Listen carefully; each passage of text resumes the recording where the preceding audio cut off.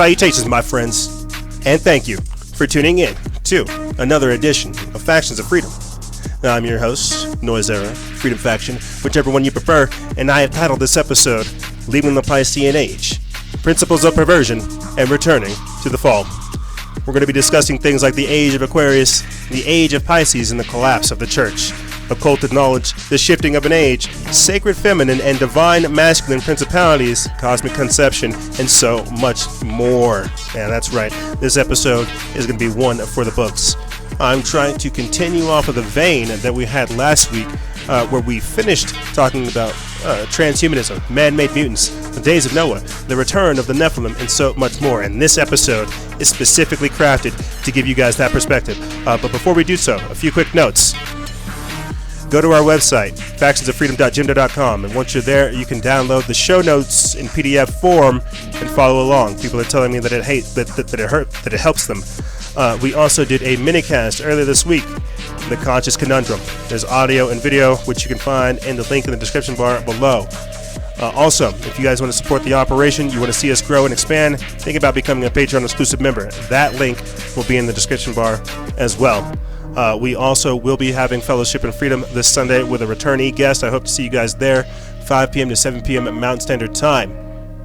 Last thing, and then we'll start the show. None of this, any of the content that we cover in this actual transmission is meant to seem offensive. It's actually coming from an objective, informational researcher's point of view. I'm trying to talk about everything you see here in a cosmological, chronological, esoteric, occult way. This is a very, very mix up, a very, very switch up for an episode. It's not our typical flow, let me tell you guys.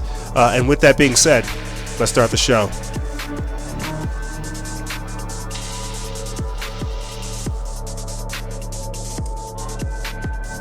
Salutations, my friends, and thank you for tuning in to another edition of Factions of Freedom.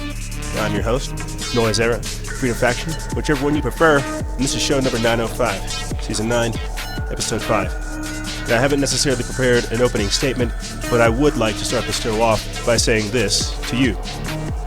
Procreation is a sacred act, one that shouldn't be abused, but these tenets which we hold with value are of a different time and age. They say that it's the times that make the man, or it's the man that fits the times. I'm not entirely sure, but whoever said that assuredly knew what they were talking about. You see, the days that we've entered into are for transhumans. Not a naturally born human being with a mother and a father, with grandparents who have history and a legacy as far back as previous generations can remember. Nope. Instead, we're entering into the age of ambiguity, where amorality rules. This is from Sandra Weaver of Spiritual Growth Prophecies. She says this: the age of Aquarius is causing great turmoil in order to make room for new values of love, brotherhood, unity, and integrity. Everything with Piscean values is being exposed and taken down. This includes governments, corporations, individuals, and even personal relationships. Many call this a disaster, as the world appears to be falling apart, but is it? You see, the Aquarian age points to the direction of our own evolution of consciousness. We are each being asked to make a choice. We can cling to the old, outdated values or adopt new, evolving ones. Our happiness and peace depends upon our choice and the change that will take place whether we like it or not. You see, and this is me saying this, there are higher cosmic, celestial, and chronological energies at work in the realm these days, and I think many people ought to pay attention. This episode was crafted to speak on the confusion surrounding that, what I would call, the androgynous agenda. The end goal of all this sex and gender talk is to intentionally remove the barriers of individuality and promote a oneness throughout humanity as a whole in mind, body, and soul. What I would consider, or what I just start calling, I don't even know if this is the appropriate term, the physio-psycho-spiritual configuration. Let's just go with mind, body, and soul. This is what I and many others commonly refer to as the paradigm shift. Economically speaking, when discussing things like this, like the decentralization of money, I call it the socio-economic reformation. We're seeing these ideologies also manifest politically in things such as the Green New Deal and our attitudes towards Earth and ourselves. This is because, regardless of how we feel, we are inherently tied into something that is greater than ourselves, and our bodies act as a receptor for those aforementioned cosmic, celestial, and chronological energies. Now, you understand the rollout of things like 5G, ELF towers, Gwyn towers, and cell phone towers. It's to hack or hijack that natural resonant frequency that we're tuned into and manipulate it for their own means. When speaking about the age we left, the age of Pisces, Sandra Weaver had this to say, quote, "The age of Pisces is over.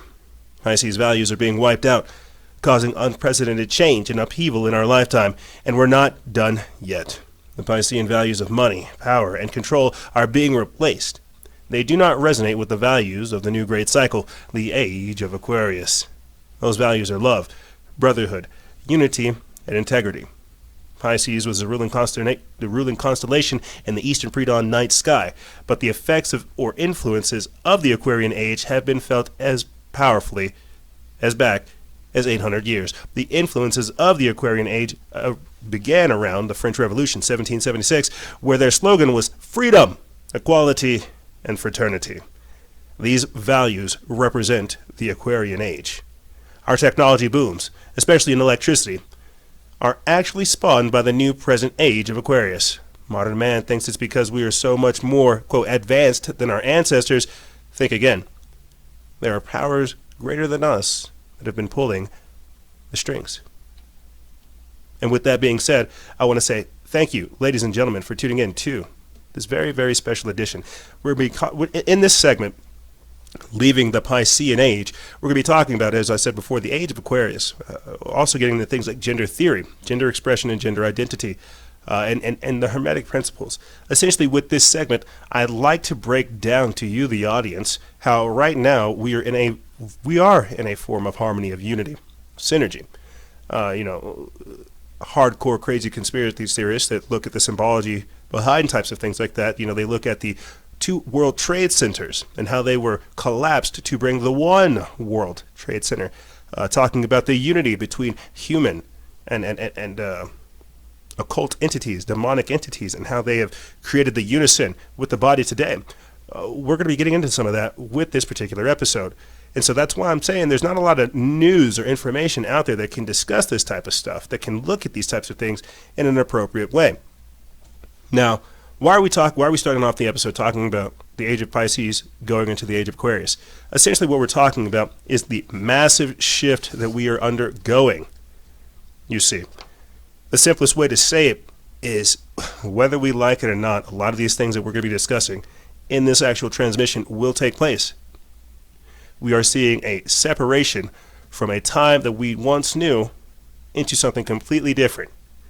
I have this woven into the actual episode where I talk about things like rethinking religion, the minicast that we did almost 11 months ago, the collapse of the church, and how things like the LGBTQP flag, the rainbow, how that will replace it. And how the Christians, they tell you that indeed we are living in the end times, that these are the days of revelation, because they are precisely correct. The Piscean age was considered the age of Jesus, the fisher of men. The structure that was there, you see, the order, the hierarchical order that was there, the way things worked. That's why some of the things that we say these days, they still have weight and still have the same perspective when looking back 1,000 years ago. I was looking at something from Saladin from 1150, who was talking about the easiest way to destroy a nation is to make nudity public and just to give all kinds of drugs. He's essentially talking about the collapse of society. But I digress. The point behind telling you that story is to show you how for 2,000 plus years, going on almost 3,000 years, we have been in a cycle, a certain time lock, an age. Talk about it all the time when I look at things, or when I use things like the Mayan calendar. As I said before, the age of Aquarius, moving from the age of Pisces. You see the different. You have to understand how many different telltale signs there are that show you that indeed we are moving into a completely different age. And so, what would that look like? As much as we would like to cling on to the old, there is a whole new force overwhelming the entire surface of the planet, the entire realm, the entire plane that we are involved in. You see, and this is why I had to tell you, you have to understand the importance of things like 5G. I think this is another reason why they're pushing Islam as like the most that will be the dominant religion, because it has the they have to have some kind of organized religion to go through this. But I digress. We'll get into that here into the later on in the show. But let's get into stuff like gender theory, gender expression, and gender identity. Now, for some people, I know people are going to think this sounds like a joke. This doesn't. Why, essentially, is what they're going to say. Why are we studying things like gender theory? Why are we looking at stuff like that? What's the whole point? You have to understand that when looking at this type of stuff, the whole end goal of all of this is to get us back to one gender, to get us back to who we are as a whole. You see, in the previous episode, I talked about how the controlling elite, the controlling oligarch, how they worship a primordial evil who believe that they worship the darkness before it was separated from the light. It's so that they want to get us back to this form of unity. And it's talked about too from some biblical eschatologists, where they say that some people believe that Adam was the true man, but before he wanted kinship, before he wanted friendship, before he wanted somebody like Eve, he was perfect, you see. But because Adam didn't want to be by himself, God pulled the rib from Adam and then created Eve. But you could even talk about stuff like the story of Lilith, and so much more. And if we have time, we'll get into that. The point I'm trying to make is that there are a lot of different stories and mythologies out there that point towards some theories supporting that we were one gender, that we were androgynous, that we were whole and perfect, and through some kind of accident or some kind of intentional manipulation of our genetics. Some people might tell you it's ancient aliens or anything like that. I'm not necessarily sure, but we ended up becoming man and woman. We separated. And so in the next segment, we'll talk about stuff like the divine feminine and the sacred masculine and stuff like that as well. And how this is still a form of unity and how we are perfect embodiments of these energies. But now, because of the time frame that we are in, the forces that are at work, the principalities that are being unleashed, I think everybody can see that this is no longer the case. So let's get into this. Gender identity. I'm not. I am clearly not an expert when it comes to this, but again, I think it's important to look at this type of stuff. So real quick, I'm just going to read the Wikipedia definition. You guys can go find more if you'd like, but right here it says gender identity, a individual's personal sense of having a particular identity. Quote, he said that young children should be able to explore their gender identities. I don't think that's true, but there you go. And right here, Wikipedia says that gender identity is the personal sense of one's own gender. Gender identity can correlate with the assigned sex at birth or can differ from it. All societies have a set of gender categories that can serve as a basis of the formation of a person's social identity in relation to other members of society. And so what are examples of gender identity? Gender expression. And gender expression is how a person outwardly shows their gender identity. It includes physical expressions such as a person's clothing, hairstyle, makeup, social expressions such as a name, pronoun choice, and more. Examples of that is masculine, feminine, and androgynous. Ironically enough, that's everything we're going to be covering in the show. I'm pretty sure to some degree people already understand this, but because it kind of gets thrown out with the baby in the bathwater, it kind of gets marginalized. As always, I try to look at things from an informational point of view, from an educational point of view. I don't want to throw the baby out with the bathwater. There has to be some kind of veritas to everything that we see going on. So when looking at things like gender identity, gender expression, and stuff like this, I think the simplest way to say it is this. I don't have a beard. I have a nice little goatee, little mustache, but I would like a beard. And so I try to do different types of personal activities to get the testosterone up, to get the adrenaline up, start grooming myself more. I start doing personal and physical things so that I can have that physio-psycho-spiritual synergy, essentially, to where my mind, body, and soul all resonate with who I am. I think everybody gets that. It's the inside that represents the outside. Now, how does that pertain to this particular segment? Children being born in different bodies. I think that's more important than children exploring their different identities. And the reason I say this is because I've talked about it before, how the Native Americans have the two-spirit. You see, And when I know this sounds crazy, but when you're looking at this type of stuff, you have to understand that, I'll put it to you this way: do angels have genders? You see, when we come down here on this terrestrial plane, we're in a whole different realm, basically. And what's happening now with the spirits that are being born, they're not from the age that we are. They're not from the time period that we are. They are being born for this new age. I talk about this all the time, how the children that are being born are the reinforcements that we are all waiting on. And all that we have to do as the generation that's here is create a cushy foundation for these individuals that get here. But let me read to you guys, more of this Native American Two-Spirit, just to kind of get this on record, so we can talk about how this goes back. But Two-Spirit, also Two-Spirit, or occasionally Two-Spirited, is a modern pan-Indian umbrella term used by some indigenous North Americans to describe Native people in their communities who fulfill a traditional third gender or other gender variant ceremonial roles in their cultures. The term Two-Spirit was created in 1990 at the Indigenous Lesbian and Gay International Gathering in Winnipeg, and specifically chosen to distinguish and distance Native American / First Nations people from the non-Native peoples. So this is something that they already were well aware of back in the 90s, that people felt like they were being born in different bodies. But what does that mean? You see, being born in different bodies, letting children figure out their genders. If you want the truth, I solely believe that pushing these ideologies onto children is a form of child abuse, the same way they tell us that we shouldn't promote religion on children. I fully think the same thing with this gender identity and gender expression stuff that the whole LGBTQP agenda is pushing.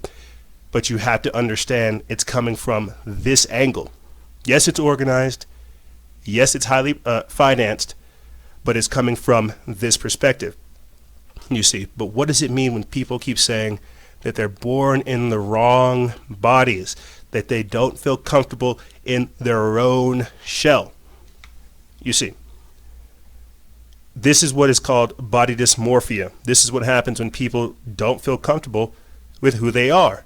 This is why they begin to grind or biohack or do a bunch of piercings and do a lot of different strange things so that they can do so that their body can mimic their spirit, so that the external can mimic the internal.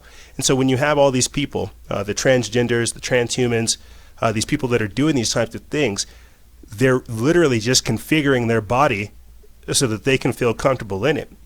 And because, as I said before at the start of the transmission, you come from a mom, a dad, you have a history, a family. These people, their spirits aren't in alignment with those types of energies.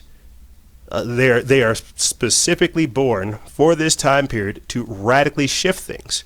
When they tell you that they don't feel comfortable in their bodies, it's because right now in our male and female, our binary gender society that we have in 2019, they are not, it's not that they're not welcome, it's just that it's that they're not in alignment, is the simplest thing to say.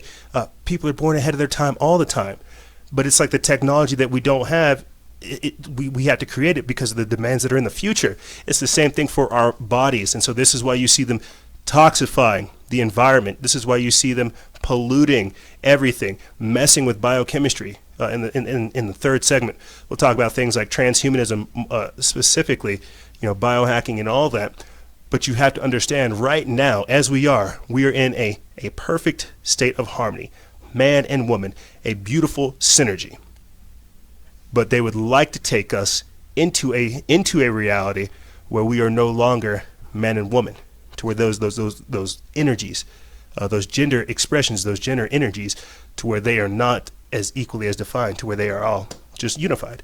I know that sounds very crazy, but to continue on, let me play for you guys a video, and I think this comes from Truth Theory, where they put together a great article that has 7 different videos, all talking about the principles of Hermeticism.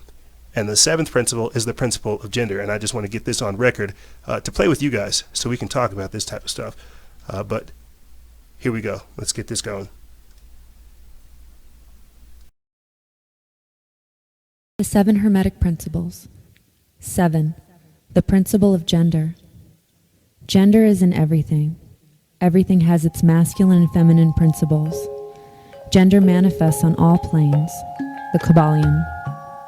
This principle embodies the truth that there is gender manifested in everything, the masculine and feminine principles ever at work.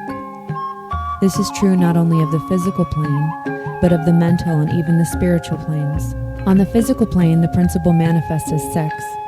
On the higher planes, it takes higher forms, but the principle is ever the same. No creation, physical, mental, or spiritual, is possible without this principle. An understanding of its laws will throw light on many a subject that has perplexed the minds of men. The principle of gender works ever in the direction of generation, regeneration, and creation. Everything and every person contains the 2 elements or principles, or this great principle within it, him or her. Every male thing has the female element also. Every female contains also the male principle. If you would understand the philosophy of mental and spiritual creation, generation, and regeneration, you must understand and study this Hermetic principle. It contains the solution of many mysteries of life. We caution you that this principle has no reference to the many base, pernicious, and degrading lustful theories, teachings, and practices, which are taught under fanciful titles, and which are a prostitution of the great natural principle of gender. Such base revivals of the ancient infamous forms of phallicism tend to ruin mind, body, and soul, and the Hermetic philosophy has ever sounded the warning note against these degraded teachings which tend towards lust, licentiousness, and perversion of nature's principles. If you seek such teachings, you must go elsewhere for them. Hermeticism contains nothing for you along these lines. To the pure, all things are pure. To the base, all things are base.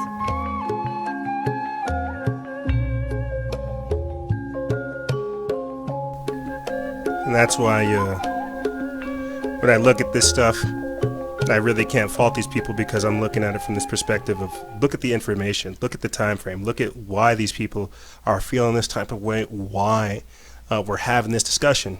This is all information, this is all truth, and regardless of how we feel, it doesn't matter.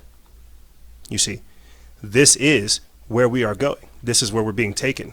And as I said before, and I should have mentioned this at the start of the transmission, some of the propelling terrestrial forces behind this are indeed trying to trigger us into these different types of phases.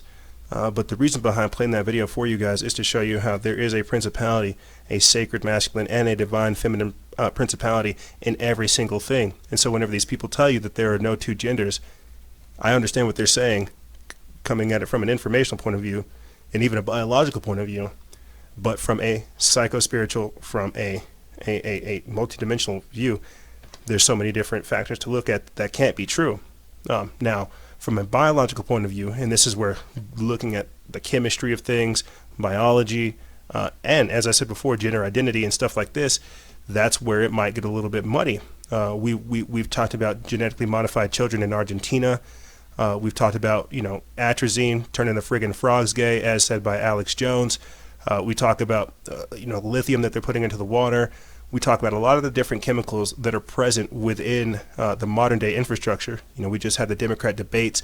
Marianne Williamson brought up the Flint water crisis and how that is causing devastating issues to oncoming generations. But my point behind pointing out the litany of chemicals that are in the public water systems and the effect that it can have on biology is that, yes, it can scramble gender. And so when these people are breaking down all these different genders, the 34 different genders, the 62 different genders, I'm not necessarily sure what number we're at now. It's because we're looking at essentially mutations. We're looking at splintering off. We're looking at things that are in alignment with this new age that we're moving into. You see, this is the transgender movement. This is the transgender agenda. You see, right now we are naturally born. That's why I said we titled this whole segment, "We are leaving the Piscean age." You see, that's the whole idea, is that everything we thought we knew is gone. Everything that we thought we could handle, that would be normal, that we would want to offer, it's gradually being ripped away from us and being replaced with completely different values. You see, I want to read to you guys just a little bit of a breakdown. I think is the simplest thing to say. You know, when looking at the multiple genders, the LGBTQP movement, stuff like that. And I said this before at the start of the episode. You know how the Christians say that this is the end times, because precisely the Piscean age, being the age of Jesus, being the age of Christianity, this would be the end days, the end times. That's why so many things that are prophesied in the book of Revelation are happening today. Because we are moving not necessarily into the age of Satan or into this, whatever you want to call it, but we're moving into this time frame to where Christian values will no longer be upheld. This is why you see them demonizing Christianity. This is why you see them just destroying religion, because the rainbow is what will replace it. I've said this time and time again. I'll put this link in the description bar below so you guys can go listen to my mini cast that I did 11 months ago, Rethinking Religion, where I took the time to do an Instagram live with the audience, asking them questions about stuff like this, about what they think about church, what will happen if they think if the LGBTQP agenda will absorb all the people who are seeking to know God. You know, this is why they want more lesbian preachers. This is why they want more gay bishops. This is why they want all these things, is so that they can collapse the church and absorb it into the rainbow. And I'm not saying this stuff to sound bigoted or xenophobic, but it's to really, and this is another reason why they intentionally corrupted the church from within, this is really to have us ask a deeper question as to what God is and the cosmology that we find ourselves in. I think everybody understands that the church is corrupt, that you're essentially going into a den of demons, but that was done on purpose. Yes, there is veritas within the Bible, within the Quran, within the Bhagavad Gita, within all these different texts, and they're all describing they're all describing God and how we interface with this reality to know Him and all this much deeper. But because, as I said before, the Piscean age is collapsing, the church is collapsing, something has to replace it. There is a spirituality or a something, an ideology, some type of religion. Because if you ask me, I think that's what you could consider, that's what you could call the LGBTQP movement. It is an ideology, it is a movement, it is a religion. But that's a different discussion for a different day. My point behind pointing this out is to show you how the LGBTQP will absorb the people from the church, because people are going to the church hoping to get a deeper spiritual understanding, but because the church is not there to satisfy that spiritual need, they will default to physical, to carnal, to emotional, and that is where the church is, or that's where the LGBTQP agenda is, promoting tolerance, openness, and things like this. Not respect, not dignity, but tolerance. And so these are the principles that are going to be propelling us into the future. As I said before, brotherhood, integrity, and freedom. This is why, and I'll be getting into this in the next segment too, Aleister Crowley's "Do as thou wilt shall be the whole of the law," and how all the sex magic and the stuff like that as well is to birth or to bring forth this new age. You see, the whole thing behind using the rainbow flag is to show God's promise. It's the rainbow covenant. You have Christians that are saying that we need to take back the rainbow to declare God's covenant, to declare God's promise with His chosen people.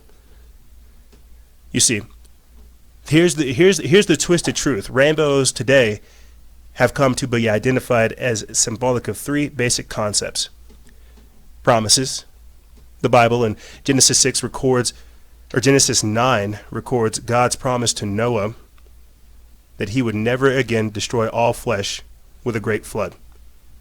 And I know, I'm pretty sure I probably have some listeners that hate it whenever I get into the Christian talk. I think people should just understand where I'm coming from. The second symbolic concept is creation. Folklore and regional legends position the rainbow a bit differently.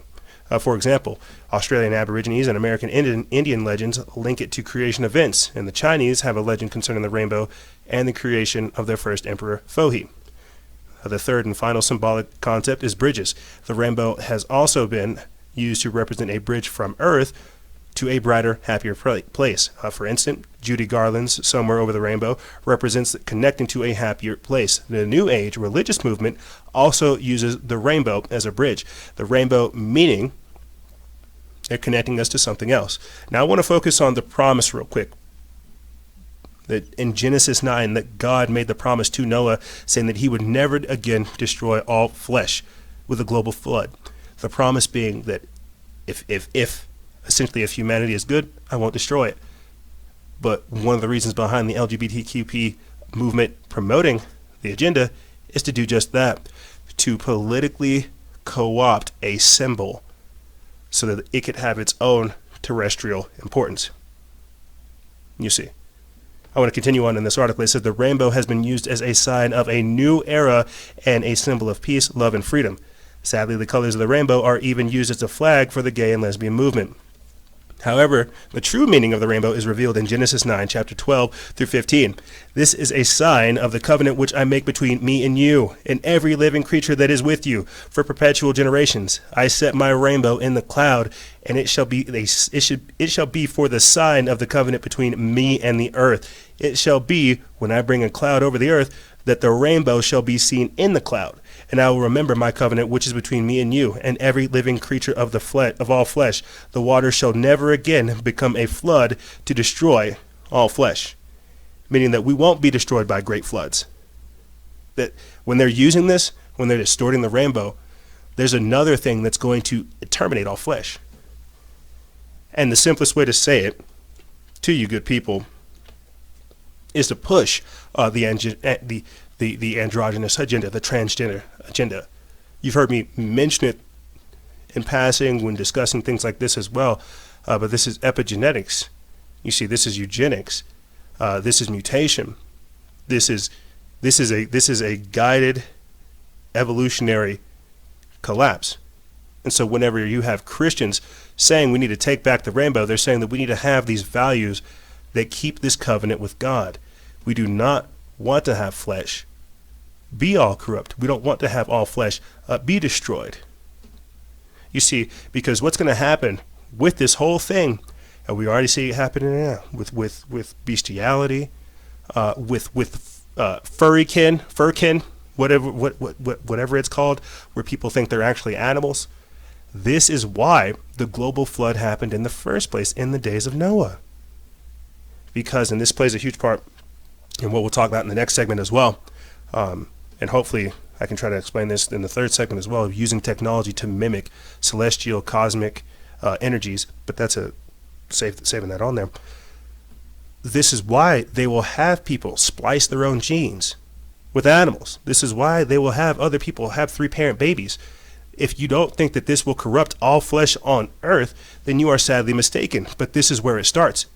You see, that's why I told you that we are some of the last few naturally born humans in this time frame. And you can actively see them pushing to get us to a point to where we change, to where we voluntarily give ourselves up. We're not talking about the mark of the beast. We're talking about different aspects of humanity being robbed from us. So whenever I did the last transmission, talking to you guys about what it means to be human and how these people are trying to radically take it from you, this is another aspect of it as well. You see, we're not just supposed to be having sex and just screwing around and waiting and doing nothing. We're supposed to be building something. But because we are being intentionally misled, having these principles, these teachings degraded, we don't begin to understand our own divinity, and that's why this is a problem. You see, I'm going to play for you guys a quick clip of a straight pride parade being held in Modesto and then catching flack, because apparently nobody wants to be straight anymore. This is what I'm trying to tell you. When you have people openly saying that heterosexual people are considered the problem, I don't know. I guess I don't really know where else we go from there, because it's nuts. You see, this is what I mean by leaving the Piscean age. Heteronormality is considered strange. Homosexuality is embraced. Transgenderism is embraced. Bestiality is embraced. Pedophilia is embraced. This is, again, what I mean by the forbidden sexuality. But here, just to bring it back down to point with you guys, let's play for you guys this quick video of a straight pride permit being submitted to the city of Modesto. We've been getting letters and emails and comments and phone calls all day about it. The flyer circulating on social media advertises Stanislaus County will host a straight pride event in Modesto's Gracieta Park August 24th. The permit hangs in the balance. I don't think that we need to give a permit for anything that, when you go to the page, it talks about whiteness, it talks about Western civilization, it talks about being Caucasian. The man behind it is Don Grundeman of the National Straight Pride Coalition. He says the parade is his group's cultural answer to their opponents. Essentially, it boils down to two religious views of the world. One is Christianity, which is represented by heterosexuality, a culture of life, and its opponent is the LGBT movement, which is represented by an opposing religion and an opposing view of life. In Modesto, views were mixed. I think it's ridiculous. If I'm here, I'll be there. We have to have a voice. And don't all people at some point feel that way? Some may consider. We've been getting letters and emails. It's crazy because the same people that promote tolerance, they don't tolerate this. So I find that very, very interesting. But it's not necessarily a political thing. Let's get back into the vein where we're really looking at why families are under attack, why heteronormality is under attack, why just being straight and normal is under attack. It's again because of the time frame that we're in.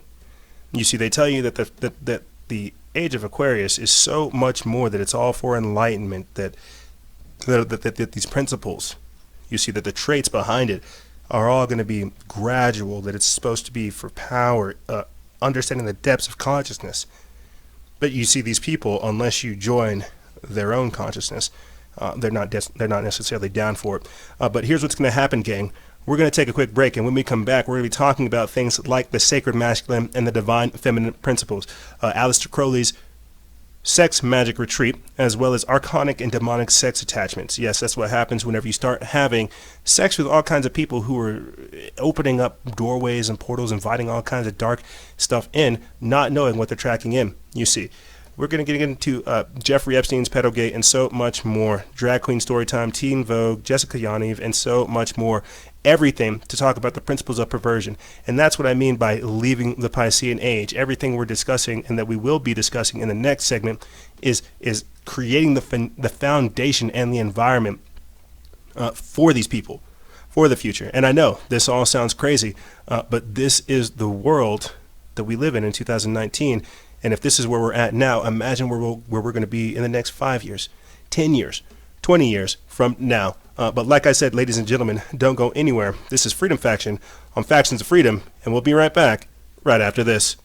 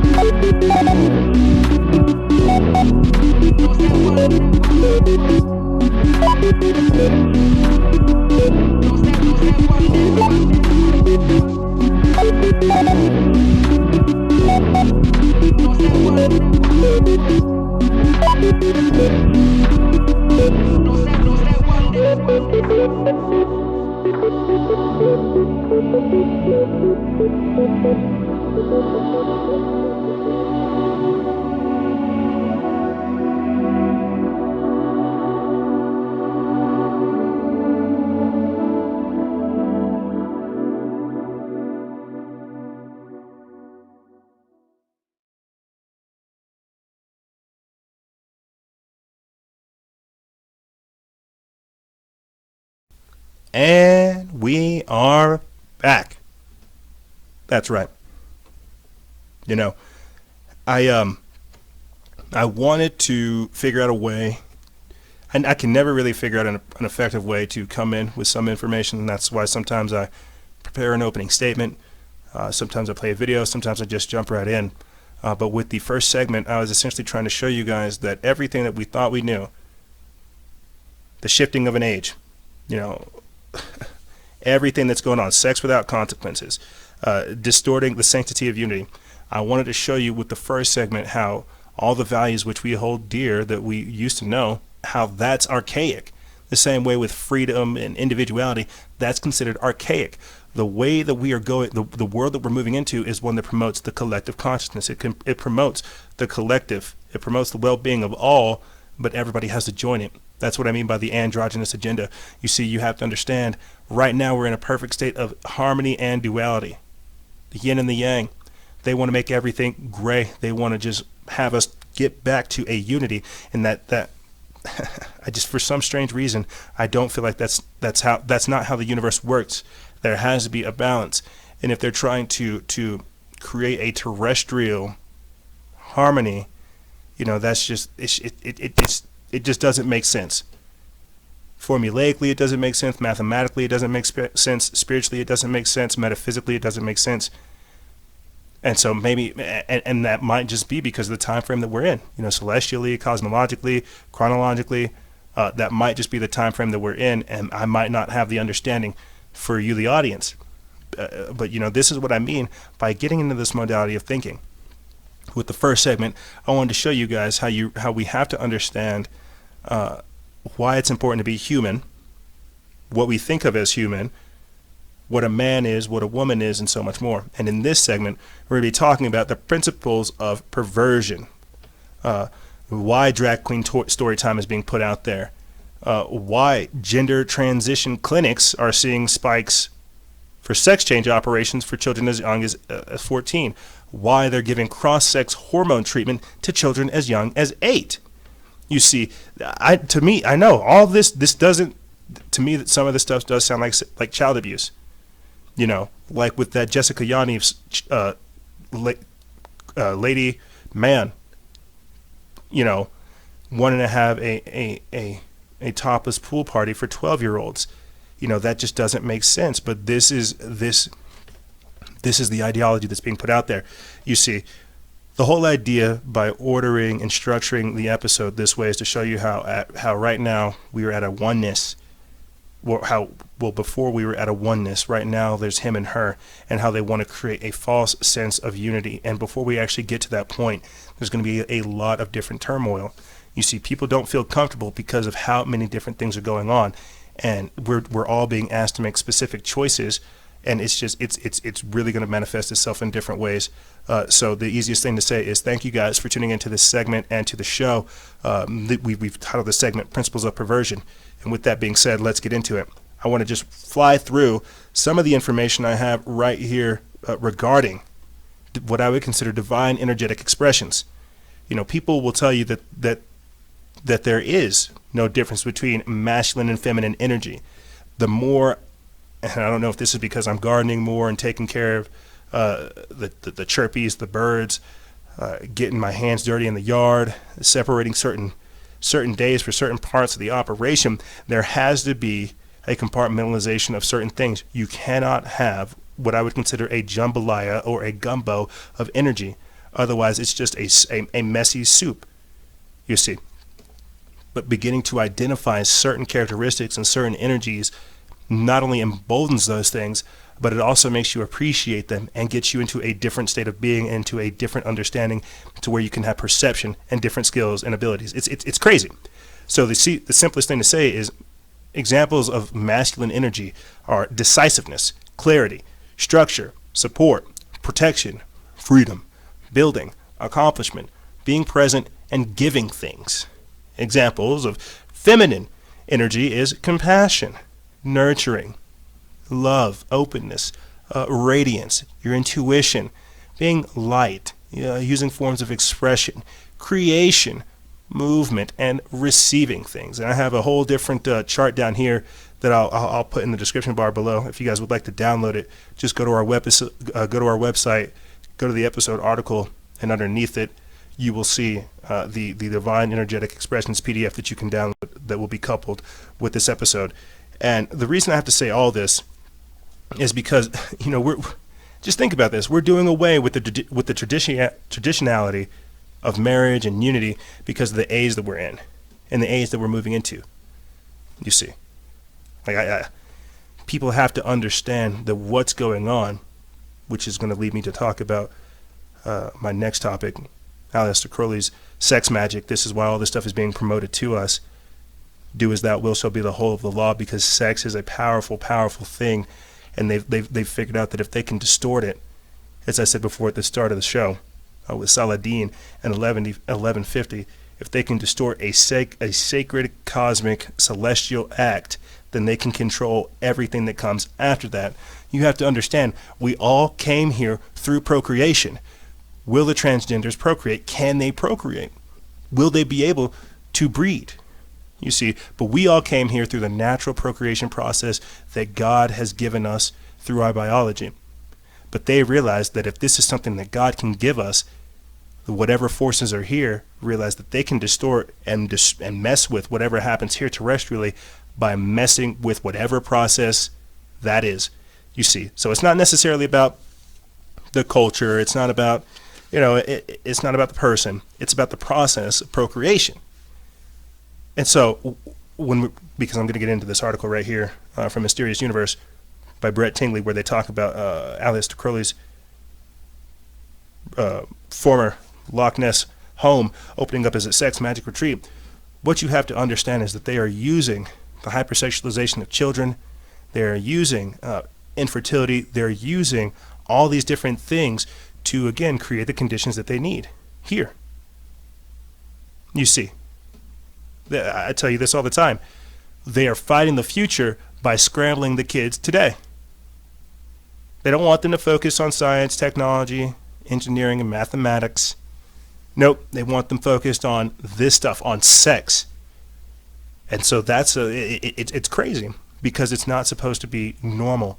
You see, the future that we're going into, it's one that is based in emotion, spirit, consciousness, physicality. It truly is strange. Here, but let me get into this article. This is by Brett Tingley of Mysterious Universe. They put this up July 11th. It says, or July 10th. It says Aleister Crowley's cursed Loch Ness home to reopen as a sex magic retreat. Back in April, the former home of occultist Aleister Crowley went up for sale. Boleskine House, a reportedly cursed Loch Ness estate where Crowley famously conducted Satanist rituals and black magic ceremonies between 1899 and 1913, has been the subject of lore and legend for decades, partly due to the reputation of its infamous former owner and partly due to the strange events reported at the site.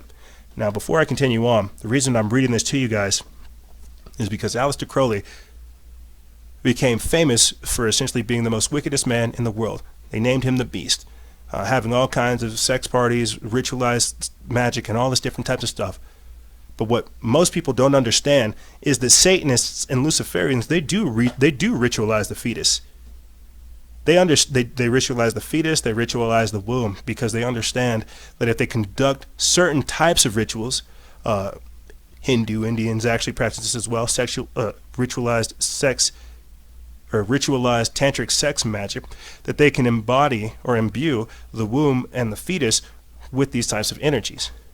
You see, I've gone on and on about it as well in previous occultist theme episodes where we talk about things such as Thurgeria, and even people like Russ Dizdar, who's come into contact with people who were victims of satanic ritual abuse. Now, the whole point behind putting this stuff out is to show you that indeed there are other worldly entities involved in this process, in this procreation process. And I know this sounds strange, but where else have we heard of other worldly entities being involved in the affairs of man?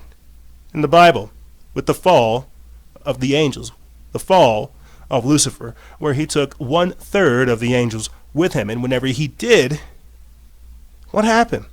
That 1/3 of the angels, they saw that women were fair. They saw that women were beautiful. And you know what they did with those beautiful women? They came in them, they took them, and they procreated with the women. So you have a celestial /divine /spiritual event where angels, air quotes, fallen angels, come into terrestrial women, into earth women. And then what do they produce? They produce the Nephilim. They produce the giants, hybrids. This is when we begin to get tales of the chimeras. You see, again, the polluting of the bloodline. But here, let's get back into this article where we're just talking about Aleister Crowley and his crazy, kooky sex magic things that he's doing out there at the Loch Ness. Continuing on, it says, after Crowley sold the house in 1913, its next owner committed suicide with a shotgun. Led Zeppelin guitarist Jimmy Page then bought the home, and the caretaker hired to oversee the estate reported witnessing strange occurrences that seemed to suggest Boleskine House was haunted or otherwise cursed. After Boleskine House went up for sale earlier this year, a group of 3 unnamed investors paid a total of $625,000, $625,000 for the property and surrounding gardens. According to the Scotsman, a new non-profit organization called the Boleskine Foundation has been established to restore the estate and is now in talks with the OTO, the Ordo Templi Orientis, the religious organization led by Crowley in the early 20th century, to bring occult rituals back to the Boleskine House. Now, before I continue on with that as well, they understand that certain areas have certain energies embedded in them. Portals, doorways, allowing other things to come in. This is why whenever some people tell you, don't meditate or yoga is demonic, it's because they in some way, shape, or form, they believe that you're opening up your body for these otherworldly entities to come in. When you're engaged in these sex magic rituals or these whatever they're doing there, you are entering into a completely different state of mind. You see, you're allowing yourself to, I don't want to say kundalini or energy or anything like that, but you're allowing yourself to be enveloped in some different type of energy. You see, I think we all understand what happens when you get the fire in your eye, when you get that passion, when you get a little bit, a little frisk in your pants. But this is why they're promoting things like raves. This is why that's why 500 kids caught herpes at Coachella this year. This is why they're promoting the rave culture. This is why they're promoting sex without consequences. This is why they're trying to put all this stuff out there, because this is a divine experience. Procreation, sex. Like, think about the statistical probability of actually having sex with somebody that's important. They're making a mockery of this with the sex that's going on in these types of places, right? Getting rid of that sexual energy. I did 2 months ago, I did a transmission where somebody asked the question, what are the effects of wasted sexual energy? Where I got into, the history of the lies of the sexual revolution with things like free love, going as far back as like the 60s. You see, you have to understand that that's where a lot of this stuff happens. I mean, we could even use the hippie movement right now as a perfect example as to what they would like for the future, to where everybody is just having free love, to where there is no real unity, to where marriage, that's just a joke. Relationships, we're all in a commune together, to where we share everything. You see, this is the vision for the future. But let me get back into this article right here. It says, Ordo Templi Orientis is an organization devoted to the Thelema religion, which borrows heavily from the Masonic lore and ethics, but has a heavier emphasis on mysticism and magic in order to, quote, realize the divine in the human. There's apparently some weird sex stuff involved too. There always is. The Bolskian Foundation has announced that along with the new ownership, the site will now, quote, promote events and activities that facilitate health and wellness, such as meditation and yoga, as well as education on Thelema, the spiritual legacy forwarded by previous Black Bolskian House owner, Aleister Crowley. The house will be open for the public for much of the year, but will close on certain dates for special events and rituals related to Thelema. No word on when the weird sex stuff is happening yet, but stay tuned. And so they understand that that's the best way. That's just one example, you see. Just one example of the principles of perversion, using the hippie analogy, getting everybody to get involved in this little orgy that's going on. And that's a lot of what it is as well. It's not to blackmail people, it's to break down the barriers of the individual, be a part of this collective. You see. I want to read to you guys, this is something that actually comes from Prepare for Change, and this is pretty old. It actually came out at the start of the year, but it talks about how people can have demonic attachments through sex, archonic demonic attachments through sex. And I think people really don't understand it. STDs, sexually transmitted demons.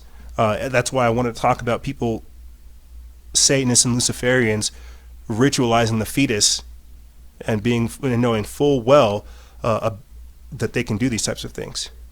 You see, but here, let me get into this article. It says, we live in such a overtly sexual and promiscuous society these days, but does anyone stop to consider the consequences? Entity attachment through sex is just one aspect nobody seems to even be aware of.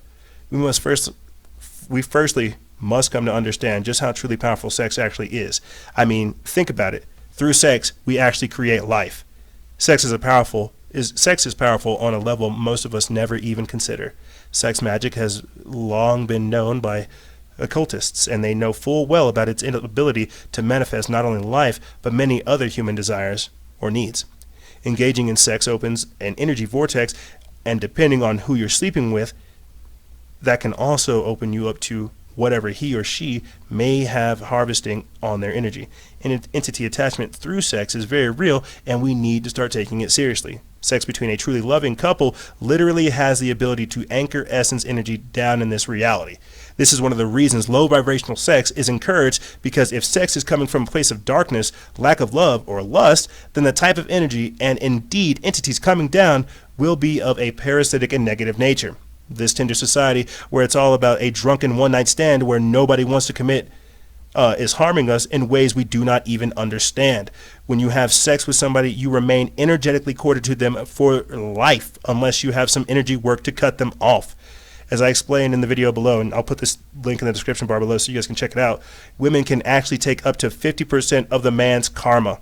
You are also effectively potentially passing on and sharing that person's entity attachments, which can then start to change your own habits and behavior. It is quite common to see that if the relationship is toxic, then the less toxic person can actually start to take on personality traits of the other person.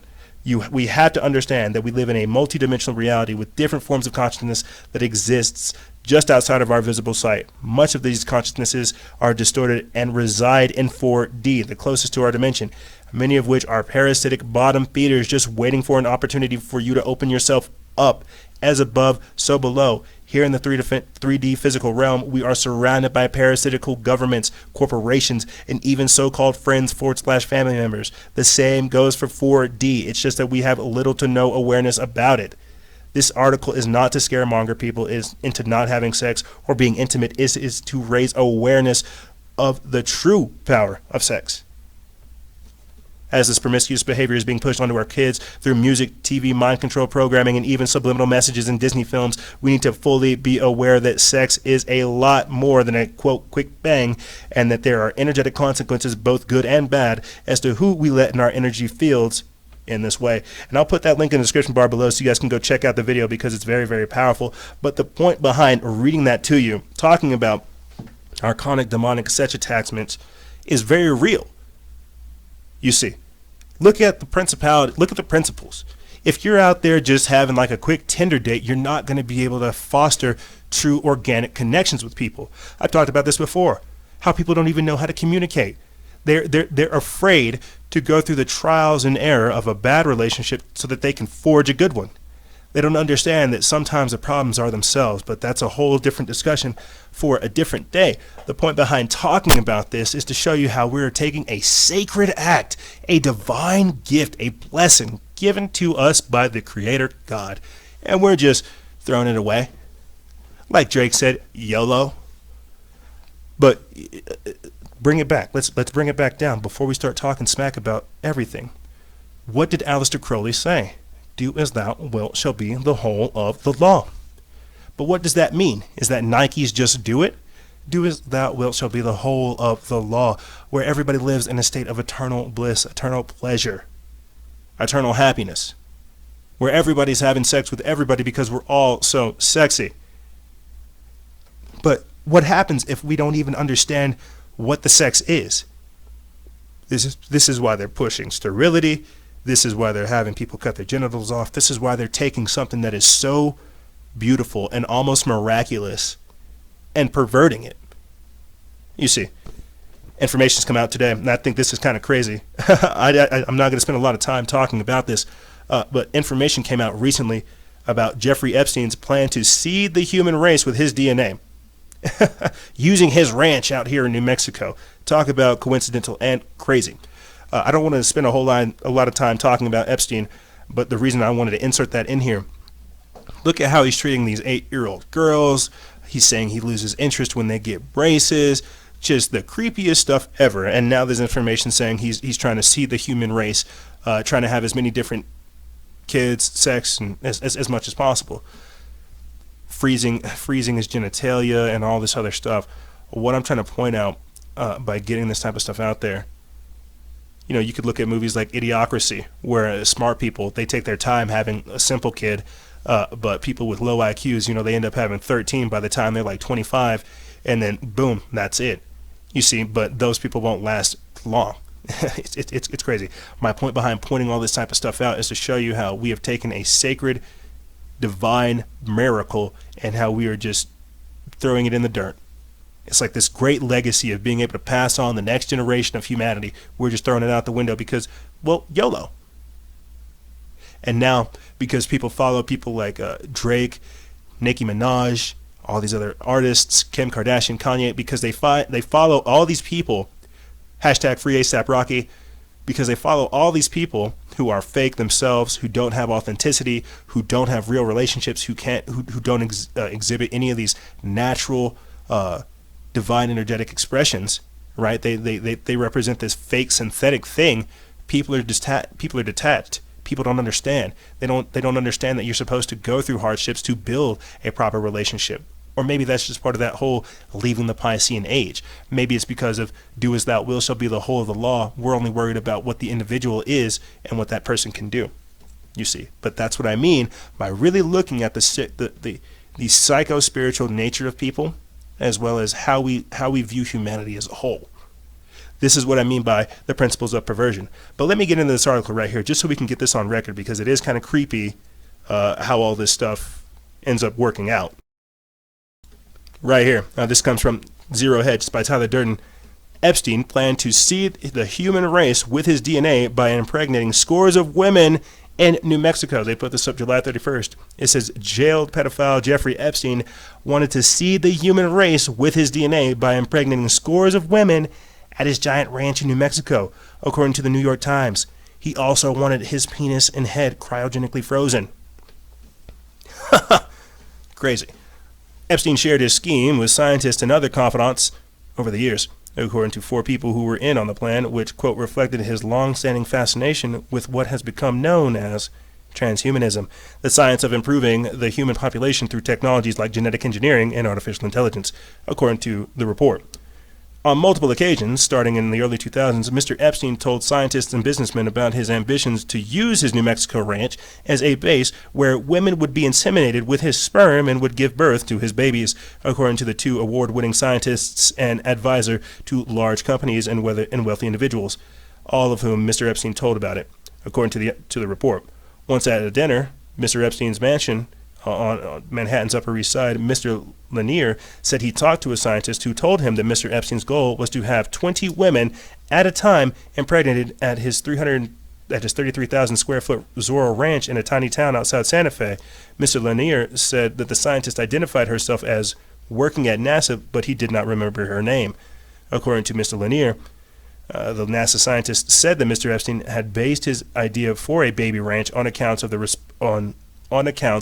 repository for germinal choice, which was to be stocked with sperm of Nobel laureates who wanted to strengthen the human gene pool. Totally crazy. Totally crazy. But my idea behind throwing that in there is because people understand that where we're going, we need to start trying to protect what is human now before it just gets all mucked up in the future, all mucked up and dirty. You see, that's the whole goal, is to pervert that which is normal. I wanted to read to you guys an article that talked about, this priest urinating in communion wine and how he was attracted to Satanism and then sentenced to jail for 25 years for having child porn. But that shows you, again, what's going on, how the collapse is how the church is collapsing from the inside. These people are doing it to themselves. It's because they don't believe in the very same things themselves. They're promoting just this largesse, this grandiose idea of just embracing decadence, embracing all this stuff. You see. But this is what I mean by perverting something that is so sacred and so divine, because these people can't help but literally pee on it. You see. And now that's why we have churches literally themselves promoting things like drag queen story time. This is you've got to understand, again, truly the time frames that we are in and why all of this is so crazy. It doesn't make sense to put men who dress up as women in front of children and letting them read and acting like this is normal. You see, this is why we have Teen Vogue promoting prostitution to young children. Everything that I am saying is not supposed to be normal, but because it is part of this larger process, this segment was definitely a lot more political and informative than I expected it to be. But because it is part of this process, this perversion, this distortion, this manipulation, however you want to look at it, it's not meant to last.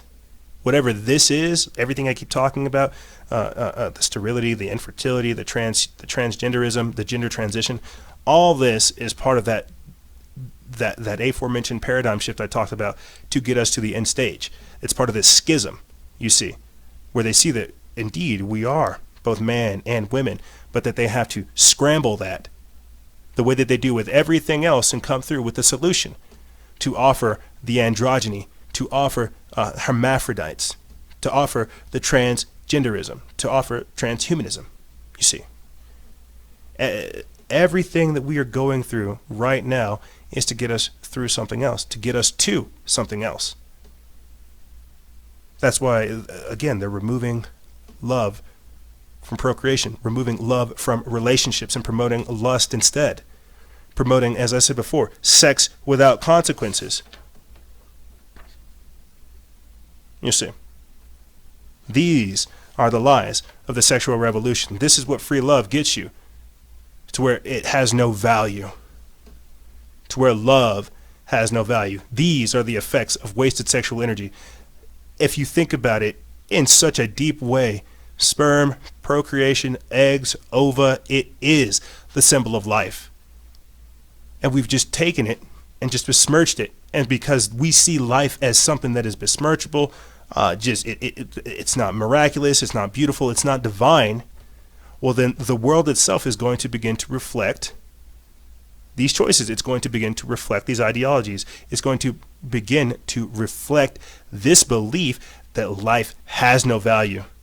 This is what I meant by that age of ambiguity where amorality lives. This is the androgyny that you see people gradually pushing us into, to where it's all to where it doesn't matter. You see, that's why it is so deep. It is not just spiritual. It's not just political. It's not psychological. It's not just psychological. It's all of these things. That's why it is a massive shift that we are undergoing. I tell you guys this all the time, and then I'll say this, and then we'll take a break. I tell you guys this all the time. We are undergoing this massive shift, this massive cosmological, chronological, celestial shift. And they understood this, those that are in control, the people that I talked about before, that worship that primordial evil. They understood this, and so they are trying to govern. They are trying to filter. They are trying to control our ascension into this. The sacred masculine and the divine principalities that we should be understanding, we're supposed to be embodying these things as we shift forward into this future. It's called growing up. It's called maturing. It's called tapping into the divine, getting tuned in, waking up. But these people, and you see this happening even within the conscious community, you see them profiteering, capitalizing, monetizing off of the idea of waking up.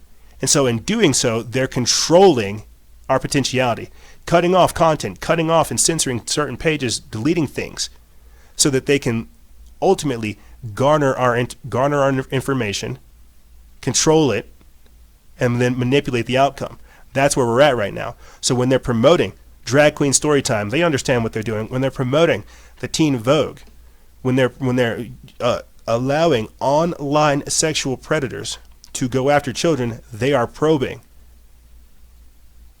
This is what Pedogate was. It was to show you the perverse nature that we are steeped in and why it is so dangerous.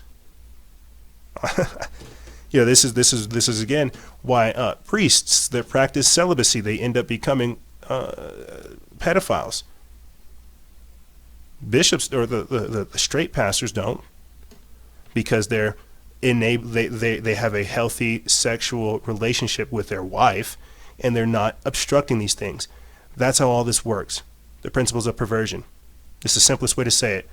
They are trying to intentionally pervert everything so that they can redirect and control the outcome. And that's what we're going to be talking about in this next outcall, or this next segment. Returning to the fall, and how they are trying to control us into a completely different position. We should be, as I said before, embodying these sacred masculine and divine principles, but because they are being intentionally misdirected, intentionally crafted and contorted into this new modern programming, they will turn us into this weird androgynous being. They will turn us into these man-made mutants. This is what I mean by returning to the fall. But like I said, ladies and gentlemen, don't go anywhere. This is Freedom Faction over here on Factions of Freedom, and we'll be right back right after this.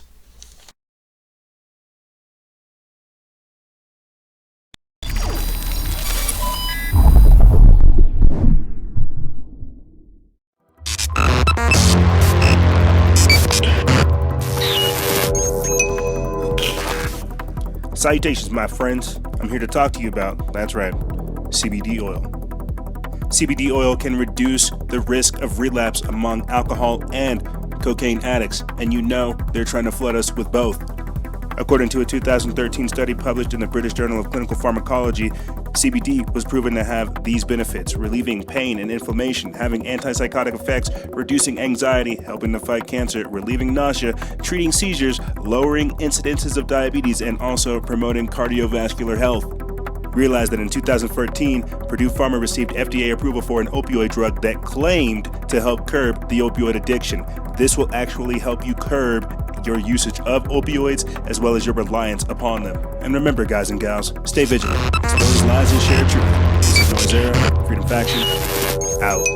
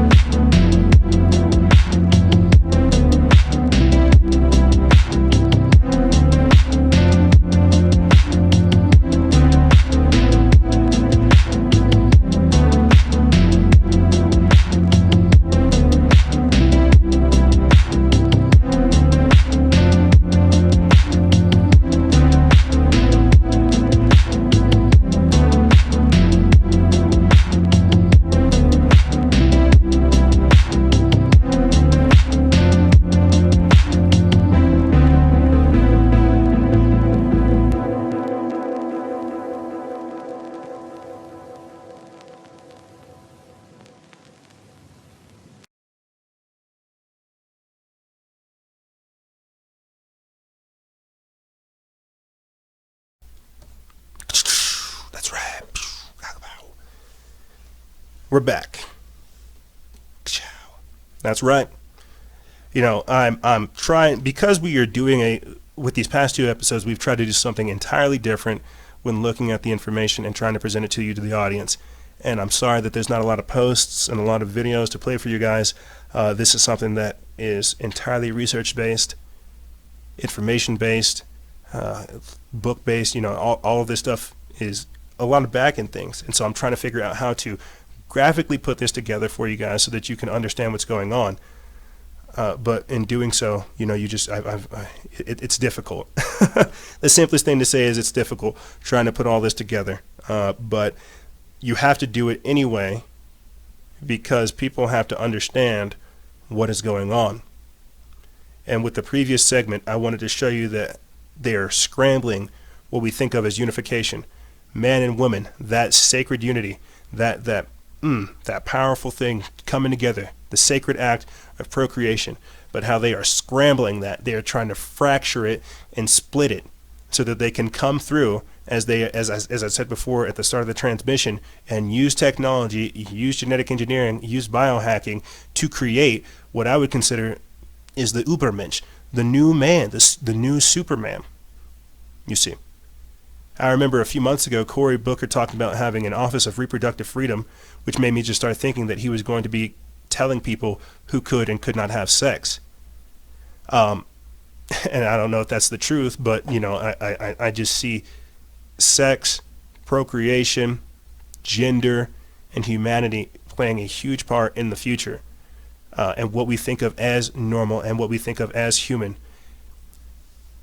We recently had to stop selling our Space Force t-shirt. You guys can't get that in the store anymore. but anytime I talk about the Space Force and going to space, the military-industrial complex, I always talk about how when we do go to space, we will become the aliens. Humans do not get to go to space, but transhumans get to go to space. You see, we won't be allowed to go to space in our natural bodies. Astronauts, they have to have suits to be able to withstand that pressure, to be able to withstand whatever's going on out there in space. So, the only way to do that, the only way to get us into space or any of that other type of stuff to be habitable on these off-world planets or these off-world stations, they'll turn us into the aliens. That's what's happening today. We're being turned into aliens. We're being turned into mutants. We're being turned into something that is not human. I wanted to come up with a better term for it. I called it the Baphomet beings, the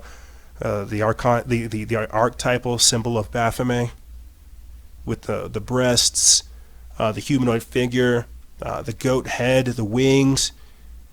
But this is supposed to be the symbol of the pinnacle of occult knowledge. You see, I feel like what's happening is they're trying to merge these occult knowledges, these esoteric teachings and this mystic stuff with real world things, and that's just, it's going to create something else entirely different. That's what I mean by technology mimicking the celestial / divine intervention. You see. Also, what I meant when I'm trying to tell you that the Nephilim, the fallen angels, how they came into women, that they saw the daughters of men were fair, and that they made the giants. You see, there is something that uses procreation as a doorway so that it can act here terrestrially. And as I mentioned in the previous segment, if they can scramble that, if they can distort something so beautiful and miraculous, then they can have dominion here. But here's the even crazier part, gang. Get ready. Fertility rates are going down in 18-year-olds. So as soon as you're hitting like peak sperm producing time frame, you're going down. So what is the point of all this? Eliminating marriage, promoting sex without consequences, making us infertile and sterile. What's the point of this? You see, as I said before, we're naturally born humans. You have a mom, a dad, a grandma, grandpa, great-grandma, grandma, all these things. But a lot of the things that these people are working on today, they're not human. Simplest way to put it. They're not human. They don't come from a mom and a dad like you. They didn't grow up on dirt roads running, getting feet all calloused trying to dodge snakes. They didn't do that. They grew up in test tubes. They grew up in facilities. They grew up absent of a childhood because they were created. They were made for a purpose. They were grown for a reason. They are someone's property. We are in the days where we have to start talking about cloning, human-animal hybrids, animal-human hybrids. What is human? This is not a normal time period. And that's why this whole episode, I've not been sure how to promote this to you, how to gradually talk about this. We are clinging to the Piscean age, hoping for a level of normality, but we can see the effects of the Aquarian age reaching us. And it is taking so many different forms and so many different shapes that people are having a hard time discerning what's going on. This is reality. There is nothing new under the sun. That's why we have these mythologues. That's why we have the archaeology. That's why we have the history. That's why we have a sometimes even genetic understanding of something that is so strange, but we can't even comprehend it because in history, in our genes' history, we've seen it before. We've come up against it. We've experienced this strange. And that's what I mean by returning to the fall, returning to the days of Noah, history repeating itself. I talked to you guys about that in the previous transmission, right? About how with the cube, the black cube, it's Mecca, how that's AI, its final form. But if that was a religious item, are we seeing history repeat itself? Well, we're seeing history repeat itself today. I was trying to figure out historically where this came up. Hermaphrodites, androgynous people, like what's going on with this? Where are these beings? Where have we seen this before? Greeks. The Greeks have seen hermaphrodites, people who are equally balanced with female genes and male genes that have both organs, and it is crazy. I would consider that a miracle or a statistical improbability, but somehow manifesting. That is that it's an anomaly. That is something that is anomalous. It is not normal. It is not natural. But the fact that it does happen, that's what I would consider, again, in that miraculous vein. So because we do have hermaphrodites and people who are androgynous in society, this is something that is natural, right? That's a fluke. It's rare. It's not supposed to be reproduced on a massive scale. But that's what's trying to happen. Something that is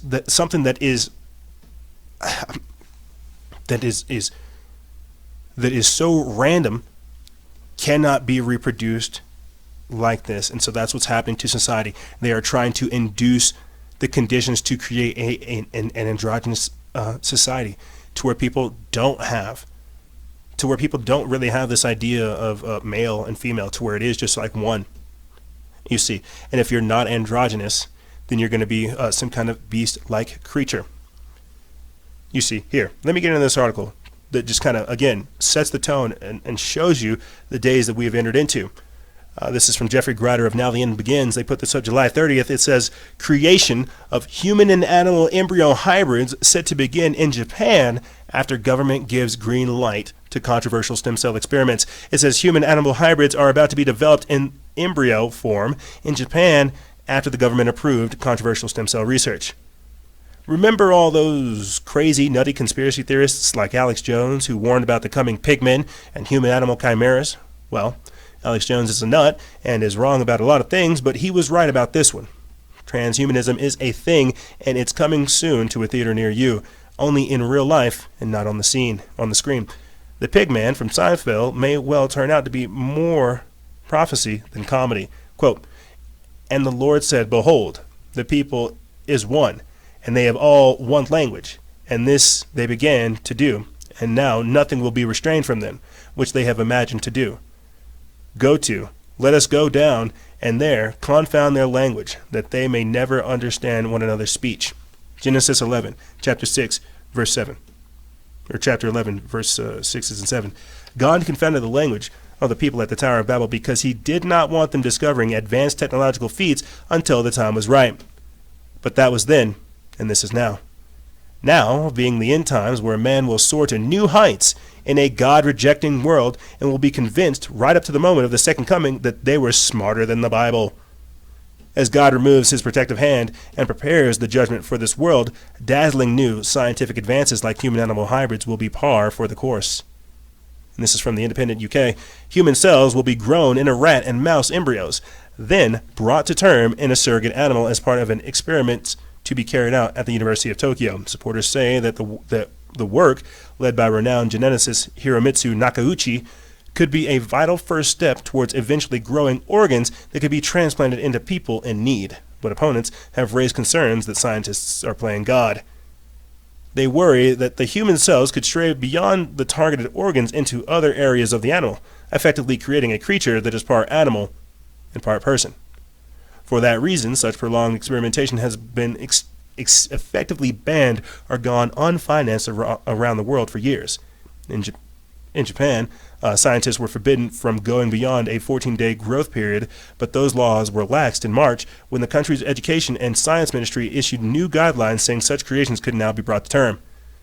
Now, Dr. Nakauchi's application to experiment is the first to be approved under the new framework. Quote, we don't expect to create human organs immediately, but this allows us to advance our research based upon the know-how we have gained up to this point, he told Asahi Shimbun newspaper.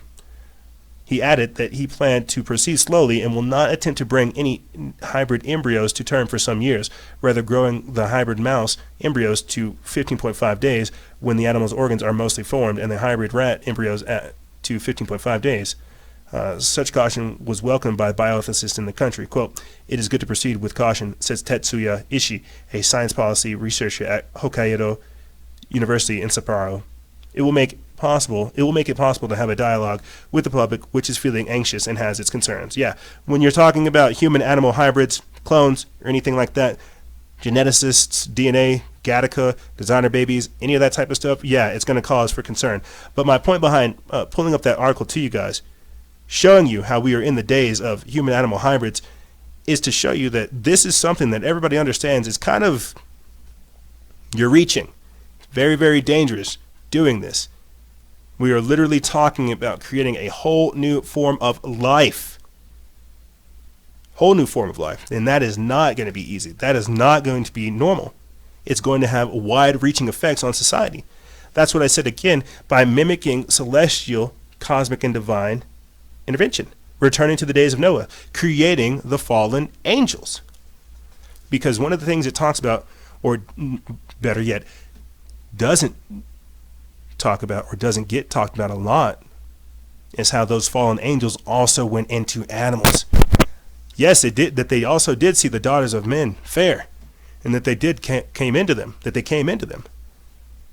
but that they also went into animals, that they also began to corrupt the wildlife, you see. And that's where we have strange mutations taking place. You see, that's where the great beasts come in. And so, at what point do we begin to ask the question of what is mythology, what is history, and are we recreating the conditions to recreate history, to revisit history?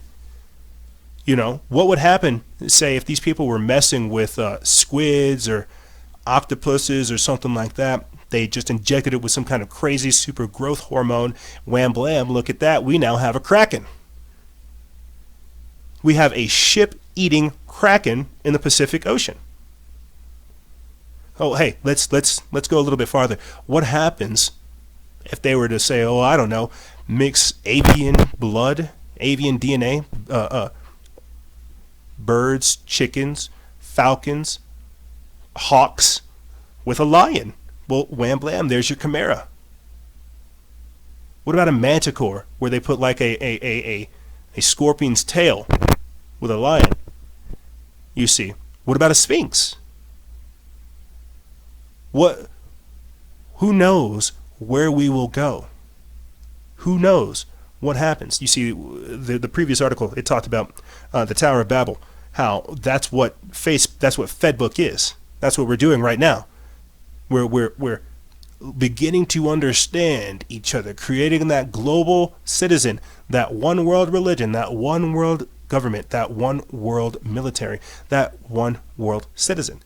Again, bringing us back to this assimilation of humanity, so to speak, the consolidation of both the masculine and the feminine, creating the conditions here terrestrially so that they can dethrone God, because that's what's talked about in the actual story of the Tower of Babel, that they wanted to denounce and dethrone God, that they felt like that they were smarter than the Bible, that they could know everything.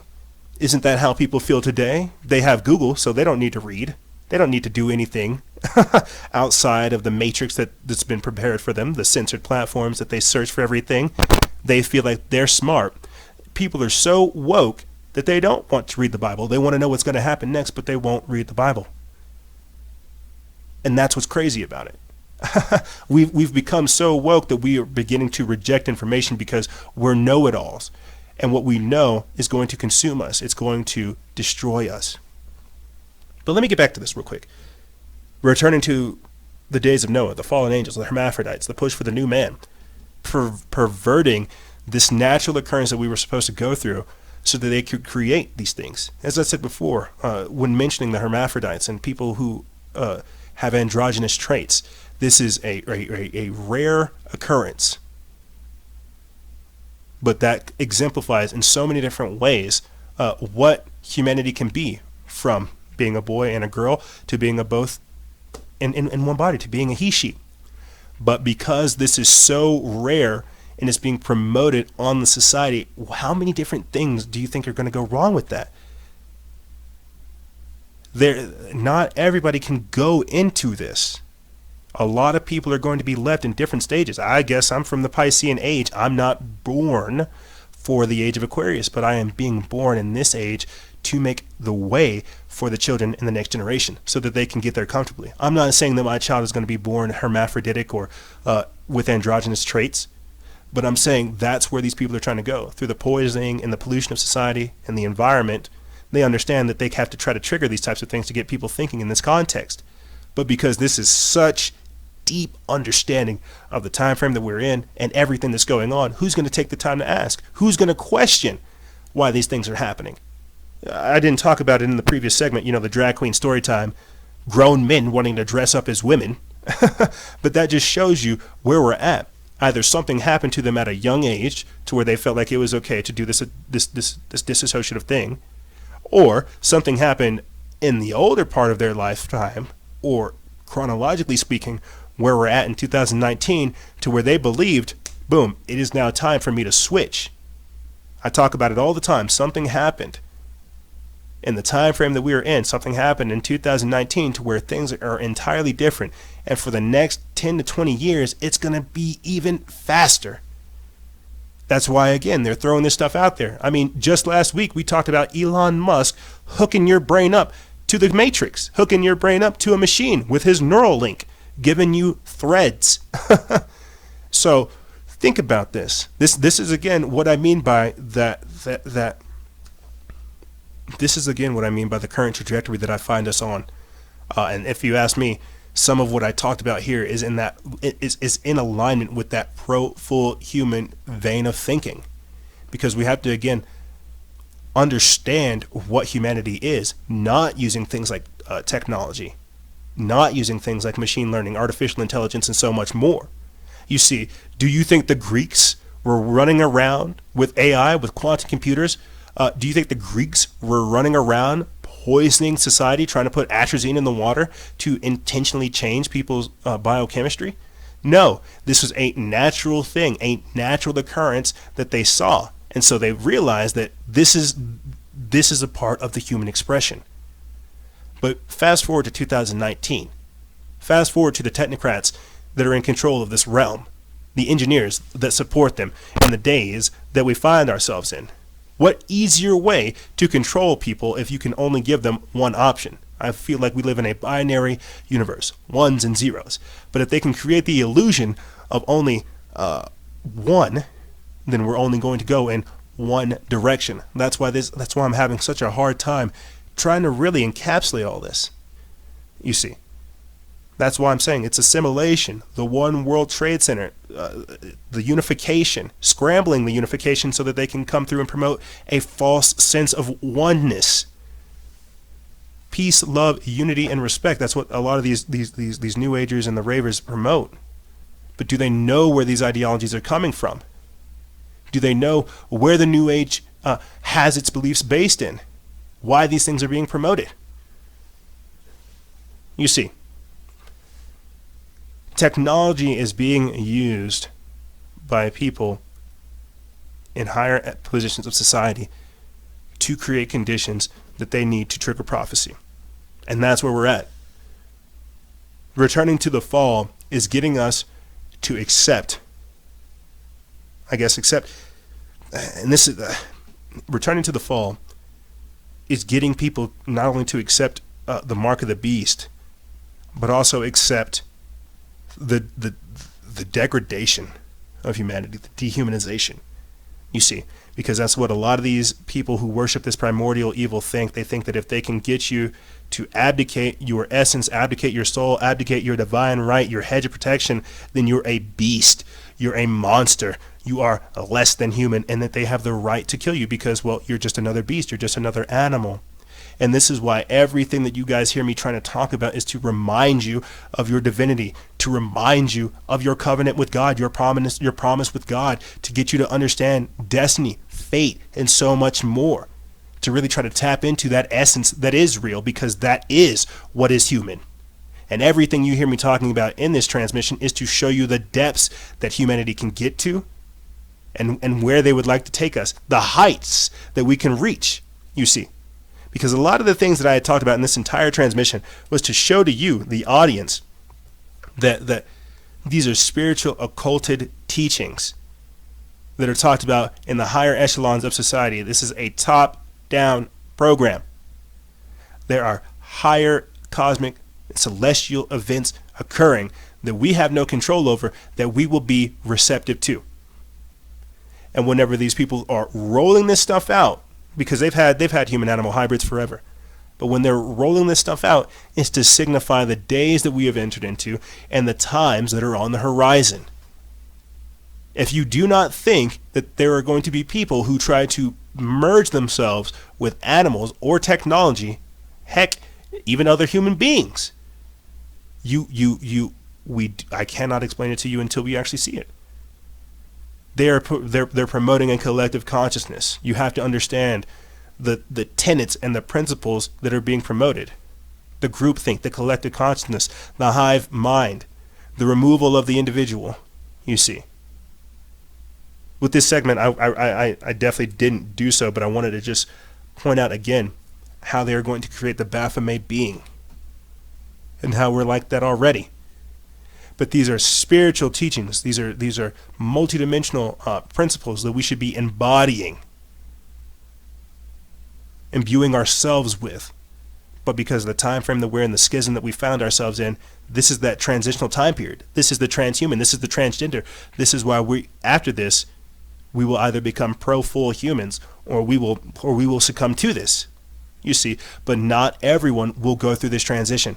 Not everyone will be transformed. Some will be left behind. Some will involuntarily join. Some will voluntarily join. But this is what I mean by returning to the fall. What happens whenever you have 1/3 of the population that can actually produce? You see. I mean, I know I've said this before. I'll say this and I'll start wrapping it up for you guys. I know I've said this before, but go look at that show, The Hunger Games, or that movie, The Hunger Games. They tried to gradually tell you that in the future, you're going to have people, bird people, avians, blue avians, as people who do all that type of research. Blue avians, reptilians, all of this stuff. This is true. It truly is crazy. That's what the whole transhuman, drag queen, transgender movement is about. It's to break down your apprehension to something that is strange. You're going to see very, very weird people. You're going to see things like Anubis. You're going to see all of these things because, well, it's created in the human mind, so it has to be reproduced and outdone. You see, the days that we're entering into are like the days of Noah. This is why God made the covenant, saying that no more will I try to destroy humanity with this flood. I think what's going to happen with us is we're going to see all of these mutations. We're going to see all of this pollutant taking place.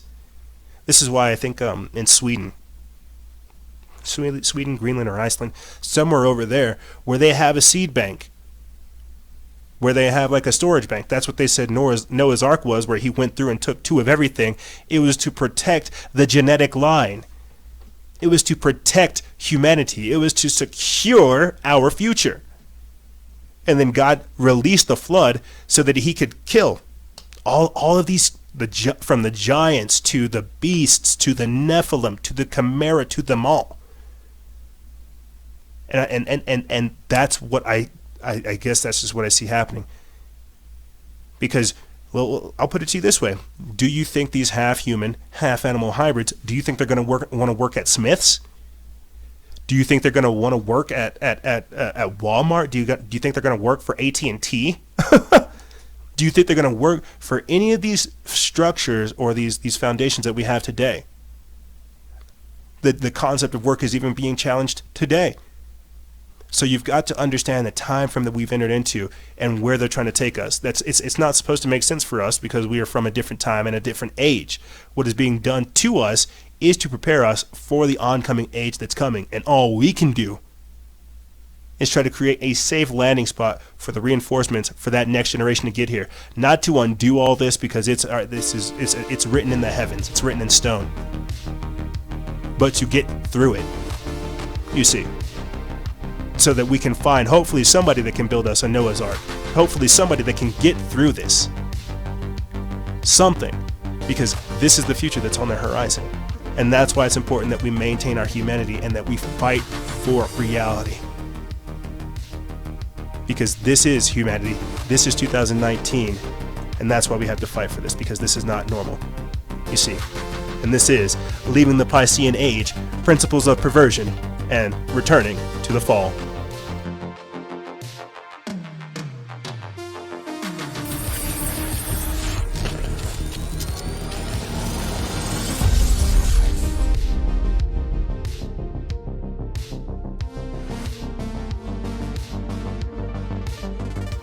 However, ladies and gentlemen, that's all I really have for you guys and gals.